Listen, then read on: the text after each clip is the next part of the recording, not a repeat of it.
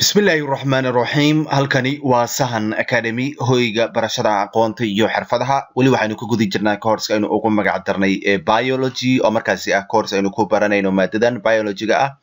gaar ahaan fasalka form 4 waxaan maraynaa lesson 35 oo markaasi ah casharka 5 iyo 30 casharkana waxaynu kaga hadli doonaa waa genetic material and protein synthesis waa sameynta markaasi walaxda dhaxalsidaha sida markaasi ay u dhacdo iyo sidoo kale sameynta proteinska ayaan casharkan uga hadli doonaa waxaan filayaa marka 4 iyo 30 cashar aynu horey u soo daawanay si fiican u fahmay hadii ay jiraan su'aalo ku saabsan 4 iyo 30kaas casharna waad ina soo weydiin kartaa WhatsApp nagala soo hadli kartaa ama email aad inoo soo diri kartaa adigoo emailkaaga waan uga dhigayo qaybta aad rabto inaad su'aal inaga weydiiso sidoo kale waxaan filayaa talooyinkan ka jeediyay muuqaaladii hore ee 4 iyo 30ka ahaan in la qaatay ama hadda kadib la qaadan doono taa oo ku saabsanayd in cilmigan waxyaabo badan oo ku saabsan in la raadiyo oo aan lagu ekaan cashiradan kaliya aan lagu ekaan aan gudaha u gal marka course kuwa biology form 4 aynu ku baranayno lesson 35 oo markaasi ah cashirka 35 ama 5 iyo 30 waa genetic material and protein synthesis ayaan markaas uga hadlaynaa marka hore overview aynu sameyno ama aragti guud oo ku saabsan sameynta walaxda dhaxalsidaha ah iyo sidoo kale protein waxa la yiri marka scientists markaan ka hadlayno cilmigan culimada waxay have discovered ay soo ikhtiraaceen in the early of 20th century bilowgii qarnigii 20aad waxay ikhtiraaceen yani cilmigan ay ikhtiraaceen yani culimo badan oo scientists waaye firi waa culimo waaye ama aqoon-yahano ayaa waxay ikhtiraaceen yani bilowgii qarnigii 20aad ayaa waxay ikhtiraaceen cilmigan oo geneticska ayagoo markaasi raacaya maxay through ayagoo raacay a series of successive experiments yani waxa weeye taxanayaal tijaabooyin ah oo guuleystay ayagoo raacayo yani tijaabooyin ay sameeyeen oo taxanayaal ah oo badan kuwaas oo ugu dambeyntii successive noqday ee guuleystay ayay raaceen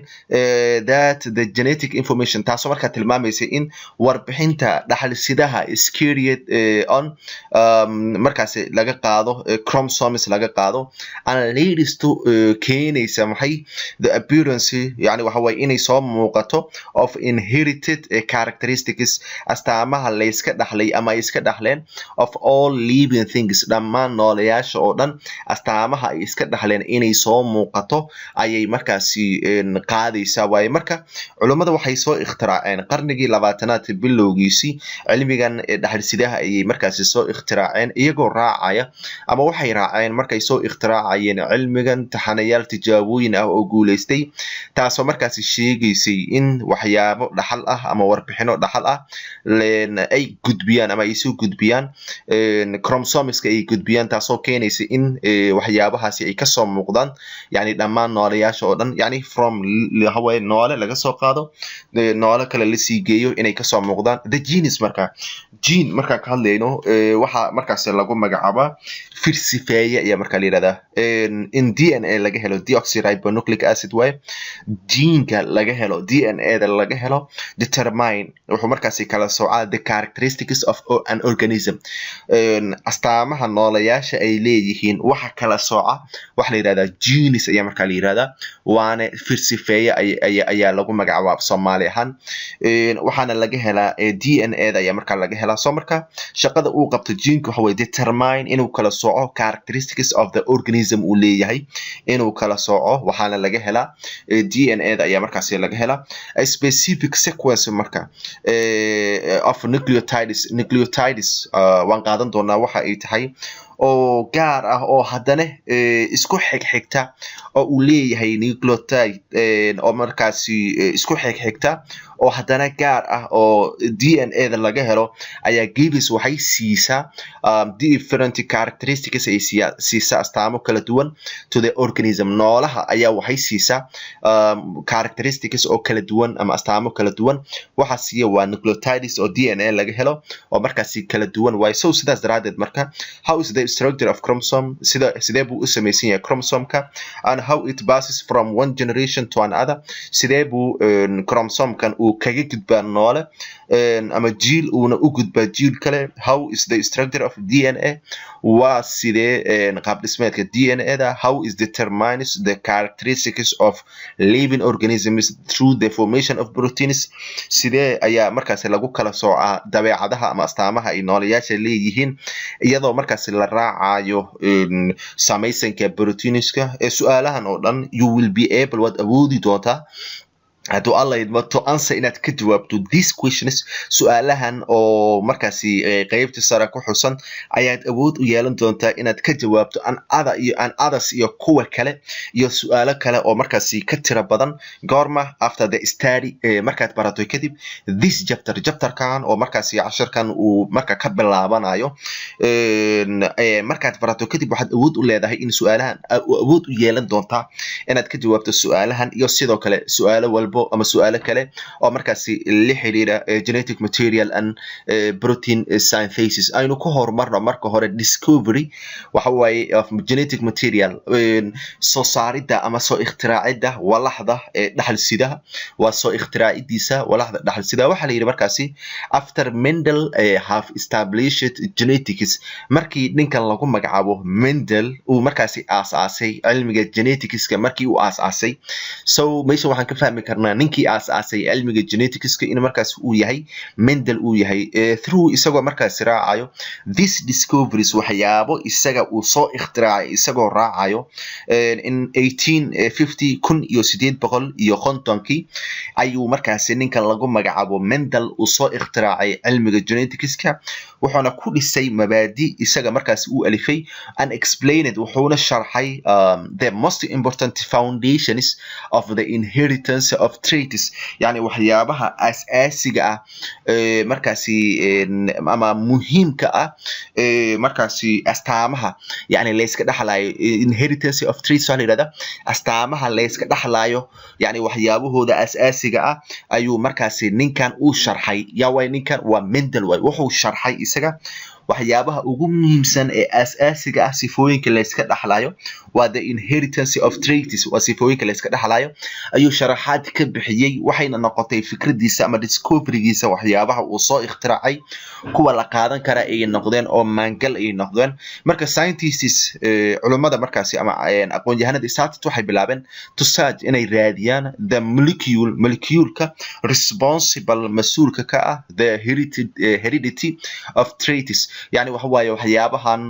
ama astaamahan in markaasi noolahan laga gudbiyo noolaha kale loo gudbiyo molecule-ka mas'uulka ka ah ayay bilaabeen culimada kale in markaasi ay raadiyaan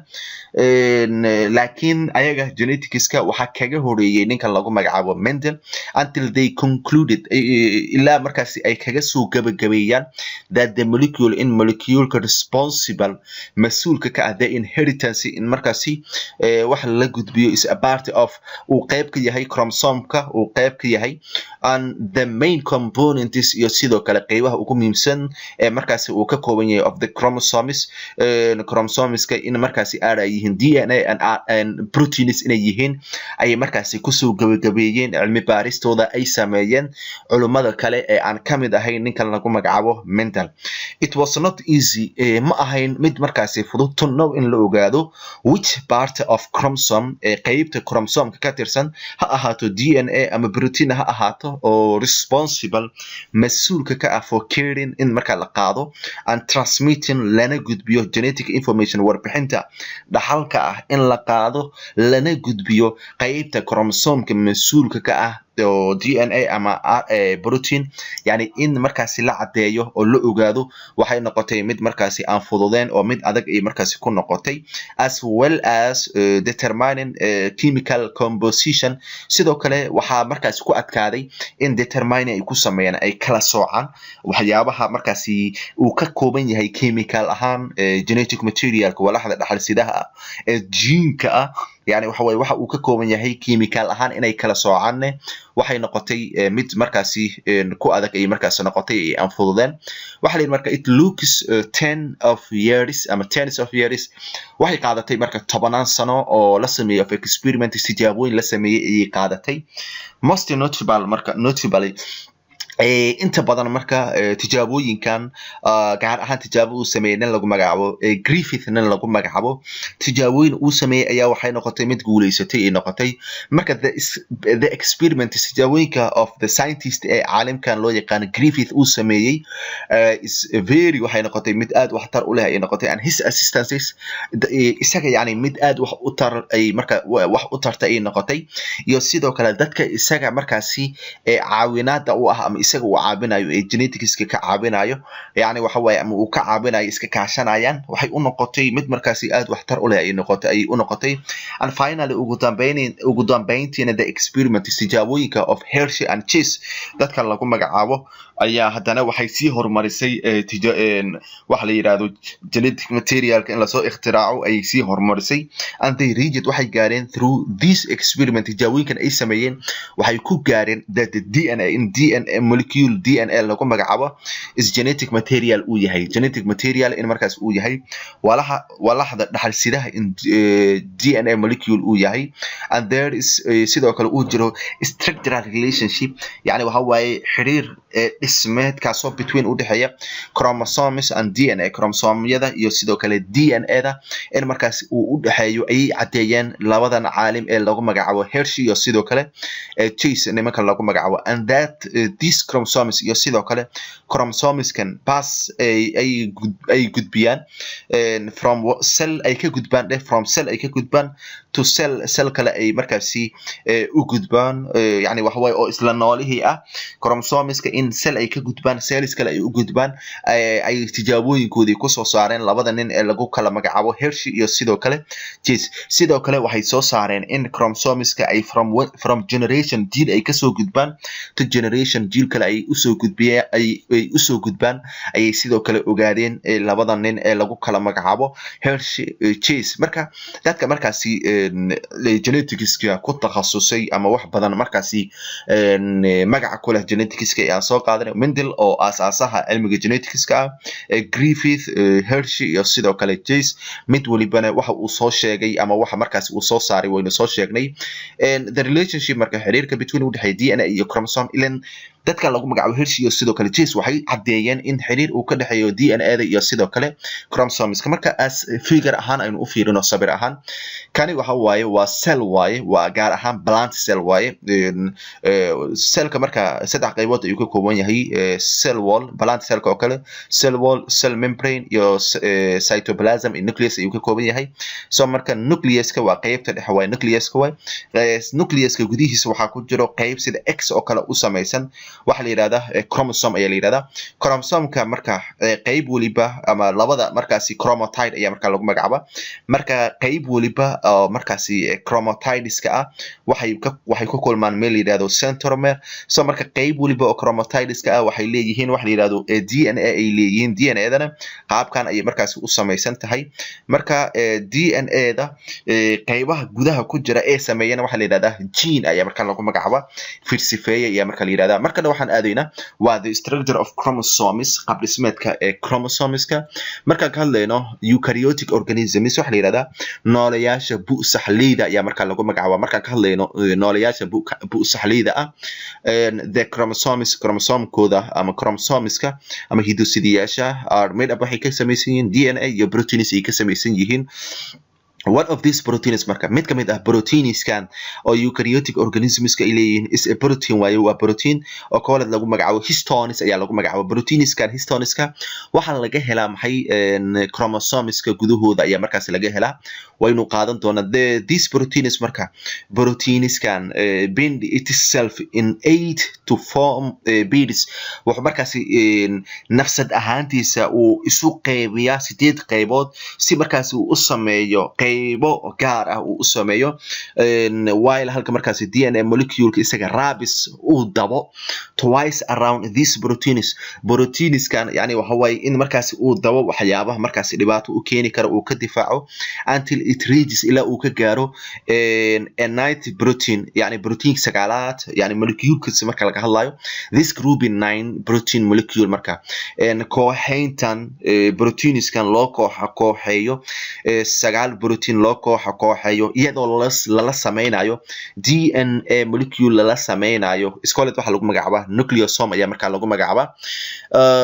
aynu eegna marka sabirkan histone-ka waa kana kani waa chromosome way chromosome-kana qaabkan ayuu marka u sameeysan yahay chromosome-ka marka gudihiisa waxa laga helaa walax oo markaasi coiled ah oo isku laablaaban walaxdaasi waxa lagu magacaabaa super coils waa kaasa coil waxa way waxyaabaha isku laablaaba sida mandhaceerada oo kale mandhaceerada yar yar oo kale qaabkay u sameeysan yihiin ayaa coils lagu magacaabaa soo marka super coils way yani qaybta sare iyo qayb hoose way super coils-ka yani qaybta laaban ama isku laaban chromosome-ka uu leeyahay qaybtaas gudahooda waxa ku jira wax la yiraahdo xirmooyin ayaa markaas ku jira kuwaasi waxa lagu magacaabaa nucleosome ayaa markaas lagu magacaabaa waxaana ay yihiin ayaga coils way yani kuwa isku laablaaban way yani coils-kan waxa way markay isku xiran yihiin way marka la kala sooco waxa markaasi qayb waliba oo geedkan sida markaasi tufaax oo kale u eg ama mirta oo kale u eg ayaa waxa lagu magacaabaa histones ayaa marka lagu magacaabaa waxay sameeyaan waxa loo yaqaan DNA double helix ay sameeyaan kuwan yani DNA-da iyo markaasi ayagu ay sameeyaan waxa filan markan casharkan wax badan laga fahmay markan waxaan adeena questions oo markaasi su'aalaha casharka su'aashooda waxa la yiri define waxaad qaadaa genetics cilmiga dhaxalsidaha maxaa la yiraahdaa su'aasha labaad waxa la yiri who was discovered genetic yaa soo ikhtiraacay cilmiga genetics-ka when gormus soo ikhtiraacay su'aasha kale saddexaad waxa la yiri name waxaad magacaawda three scientists who are specific to the genetic yani saddex aqoon-yahan kuwaasoo gaar u ahaa cilmiga genetics-ka su'aasha kale afraad waxa la yiri what the chromosomes are made up chromosomes marka ka hadlayno ayagu maxay ka samaysan yihiin marka laga hadlayo eukaryotiga clarify waxaad cadeysaa the meaning of histone macnaheedu waxa waaye su'aasha kale ugu dambaysa waxa la yiri divine waxaad qeexdaa nucleosome maxaa lagu magacaabaa waxa filan markaan casharkan si fiican loo fahmay intayna ku soo gabagabeynayna casharkana intayna ku kulmi doona casharka xigana waxaan idin kaga tageynaa sida ay nabadiino wasalaamu calaykum waraxmatullaahi wabarakaatuh